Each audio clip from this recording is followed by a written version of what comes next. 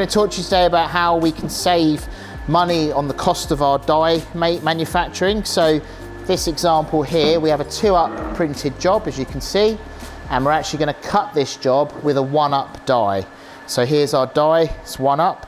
So one of the other benefits of the DSM is we can actually press the sheet up to 3 times with the same die. So if we were doing a 9-up job, we could have a 3-up die and we could cycle that sheet 3 times.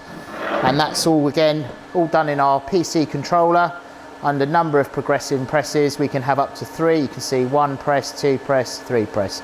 So again, saving money on your manufacturing process by using smaller dies to cut your work.